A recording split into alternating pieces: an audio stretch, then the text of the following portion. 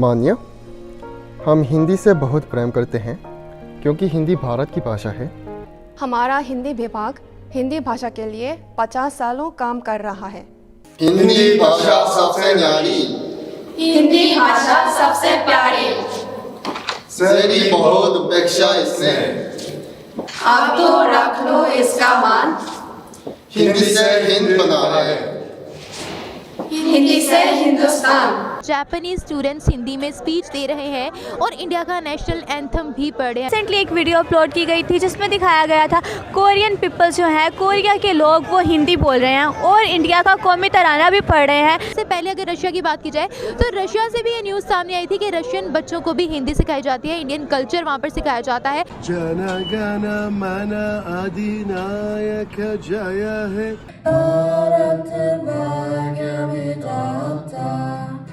पंजाब सिंध गुजरात मराठा,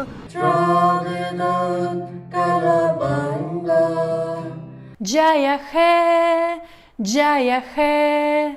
देखो बेटा, जो आपका इन्फ्लुएंस है, जो आपकी पर्सनैलिटी है, जो आपका कल्चर है, जब उससे कोई इम्प्रेस होगा तो वो उसको अडॉप्ट करेगा। आप कभी इंडियाज़ गॉट टैलेंट देखें, आप उनके रियलिटी शोज़ देखें, आप उनके बच्चों की शोज़ देखें जहाँ पर वो अपने टैलेंट को उभार के पढ़ लेते हैं और उनका टैलेंट आपको पता है इंटरनेशनल ऑर्गेनाइजेशंस पर जाकर ही सिल्वर मेडल लेकर आता है, गोल्ड मेडल लेकर आता है। इसी टैलेंट को हासिल करने के लिए जापानीज अपने बच्चों को इंडियन लैंग्वेज सिखा रहे हैं।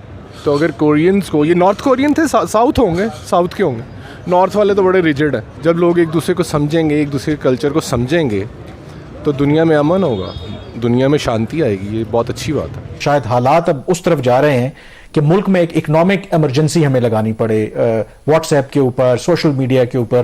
बिल्कुल, एफबीआर के ऑफिशियल्स ने तो आज स्टेटमेंट भी ये दी कि पाकिस्तान जो है डिफॉल्ट डिक्लेयर हो चुका है।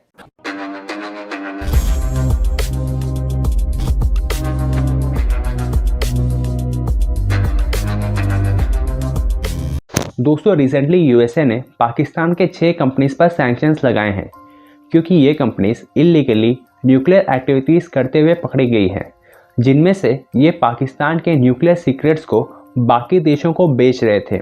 और ये भी आरोप लगाया गया है कि ये कंपनीज यूरेनियम इनरिचमेंट के टेक्निक्स को भी बाहर के देशों के साथ शेयर कर रहे थे, जिसकी वजह से यूएसए को भी नेशनल सिक्योरिटी थ्रेट लगने लगा।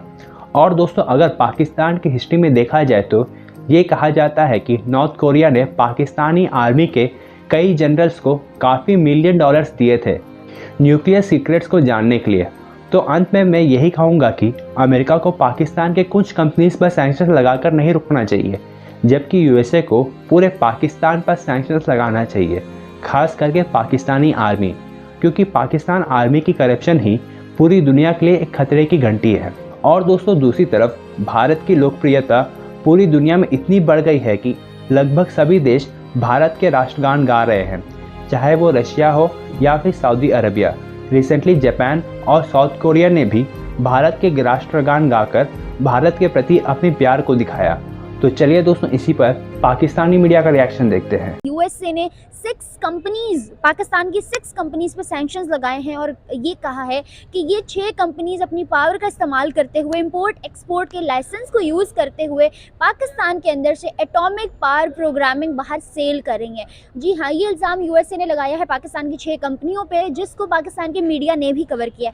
इस बारे में पाकिस्तानी अवाम क्या राय रखती है, उनको क्या लगता है आने वाले टाइम में अगर ऐसा ही चलता रहा, पाकिस्तान के बहुत से कीमती असासे पहले ही गिरवी रखवाए हुए हैं, अगर एटॉमिक पावर भी हाथ से निकल गई और लोगों ने उसको कॉपी करना शुरू कर दिया तो पाकिस्तान कहाँ स्टैंड करेगा? जानते हैं उनसे, उनकी राय हमारे साथ रहिएगा। आपको लगता है, आपको पता ही होगा कि पाकिस्तान के लोग और पाकिस्तान का इमेज हमेशा से इस तरह का है कि धांधली करना, 2 नंबर काम करना, इलीगल कामों में ये लोग सबसे हमेशा से आगे होते हैं। दुनिया के सामने इमेज ऐसा ही पोर्ट्रे हुआ है, तो वो चीज़ देखते हुए लोगों के लिए ये बात कहना कोई मुश्किल काम नहीं। एग्जैक्टली, ये भी तो हो सकता है ना कि ऑलरेडी हमारा इमेज बहुत ख़राब है, तो मोस्टली अगर ये न्यूज़ इवन पाकिस्तान, लेकिन आपको पता है हमारे एक्सप्रेस, हमारे इवन न्यूज़ चैनल्स ने पाकिस्तान में ये चीज़ कवर की है, कोट की है कि पाकिस्तान में ऐसा हो रहा है, हमें इस चीज़ को रोकना होगा। नो डाउट हम लोग कोशिश कर रहे हैं, हमारी जो है ना हुकूमत खैर कहीं ना कहीं कोशिश कर रही होगी, लेकिन यूएसए ने अगर इतना बड़ा इल्ज़ाम लगाया तो किसी बिहाफ पे लगाया है, प्रूफ्स के साथ लगाया है। नहीं देखें, अगर इस तरह का कोई काम हो रहा है तो जनरली मैं उसको कंडेम करती हूँ, क्योंकि हमारी सिचुएशन कितनी खराब 75 इयर्स में हमारे पास एक एटॉमिक पावर के अलावा कुछ है ही नहीं, अब वो भी हम लोगों को देना शुरू कर देंगे। उसको भी हम लोगों ने दाव पे लगा दिया कि और सबसे बड़ी बात है, अगर आज पाकिस्तान सेफ है अल्हम्दुलिल्लाह, अगर हमें कोई छेड़ने से पहले 2 बार सोचता है या 10 बार सोचता है तो वो सिर्फ इसलिए ही सोचता है एटॉमिक पावर की वजह से। और अगर बात करूं, आप देखो हमारे कीमती असासों में हमारा रेलवे था, पीआईए, ऐसे बहुत सी कीमती असासे हम पहले गिरवी रखवा चुके हैं, वो गिरवी रख, अब हमारे ऐसा ही आधा पाकिस्तान गिरवी, अब हमारे पास पीछे बची ही एक चीज है, हम वो भी बेचना शुरू कर देंगे तो क्या बचेगा आने वाले टाइम में हमारे? बिल्कुल कुछ नहीं बचेगा। और इससे इंडिया को कितना फायदा होगा? मुझे लगता है इंडिया ऑलरेडी हर चीज़ का बहुत फ़ायदा उठाता है। पाकिस्तान में कोई छोटी, उनकी तो पॉलिसीज चलती ही एंटी पाकिस्तान है, वो ये नहीं दिखाते कि इंडिया यहाँ पे भी तो एंटी इंडिया बहुत चलता है। मुझे लगता है हमारे पॉलिटिशियंस ने जब भी वोट लेने होते हैं ना, तो वो कहते हैं हम कश्मीर ले आएंगे, हम इंडिया को हरा देंगे, हम ये कर देंगे, इंडिया का नाम लेके वोट ले रहे होते हैं, वहाँ पे भी यही होता है। हमारी पॉलिसी में एक पॉइंट होता है इंडिया की पॉलिसी, और कश्मीर को लेने तक की जहाँ तक की बात है, वो तो कश्मीर तो है ही हमारा, वो तो इंडिया ने लिया हुआ है। पासपोर्ट इंडेक्स 2022 इशू हो गया है और ये हर साल इशू होता है। इसमें जितने ममालिक हैं दुनिया में उनके पासपोर्ट को रेट किया जाता है कि उनकी रेटिंग क्या है, और रेटिंग के 2-3 पैमाने हैं कि पहले तो जिस मुल्क का पासपोर्ट है, कितने ममालिक में आप वीज़ा फ्री ट्रैवल कर सकते हैं, या फिर वीज़ा ऑन अराइवल मिलता है, या फिर अगर आप अप्लाई भी करें वीज़ा के लिए तो आपको ज़्यादा दिक्कत नहीं होती, 1-2 दिन में ही आपको या 1 दिन में ही वीज़ा मिल जाता है। तो ये बुनियादी पैमाने हैं जिसकी बुनियाद पे पासपोर्ट की रेटिंग होती है। भारत और पाकिस्तान कहाँ खड़े हैं? भारत का जो नंबर है वो है 140 नंबर पे है, जबकि पाकिस्तान खड़ा है 196 पे। कोई अच्छा मार्किंग नहीं है हमारी, हम कोई ज़्यादा अफ़गानिस्तान से दूर नहीं है, हमारे दरमियान सीरिया और इराक़ ही आते हैं। तो पाकिस्तान का पासपोर्ट जो है वो सिर्फ 10 ममालिक ऐसे हैं जिस पे आप बग़ैर वीज़े के ट्रैवल कर सकते हैं, या फिर आपको वीज़ा ऑन अराइवल मिल जाता है। दूसरी तरफ अगर आप देखिए तो चाइना का जो नंबर है वो 118 है, 118 भारत से आगे है। भारत का, जैसे मैंने पहले ज़िक्र किया, उसका नंबर 140 पे है। रशियन फेडरेशन, रशिया का जो नंबर है वो 87 पे है, और टर्की का जो है वो 88 पे। तो ये, और फिर ईरान का अगर आप देख ली तो वो भी हमसे आगे है, उनका नंबर 148 पे है। तो ईरान का पासपोर्ट भी इस वक्त पाकिस्तान के पासपोर्ट से बेहतर है। और दूसरी तरफ अगर आप देखिए तो बहुत से ममालिक जो हैं, इसराइल फॉर दैट मैटर, उसका नंबर 51 है। हालांकि बहुत सी दुनिया उसको रिकग्नाइज़ भी नहीं करती, लेकिन इसराइल का पासपोर्ट अगर आपके पास है तो काफ़ी आप मतलब 51 जो नंबर है बुरा नहीं है इसराइल के जो हालात रखते हुए। इसी तरह यूक्रेन जो कि इस वक्त एक हालत जंग में है, उसका नंबर है 55, तो ये भी रशिया से बहरहाल आगे है।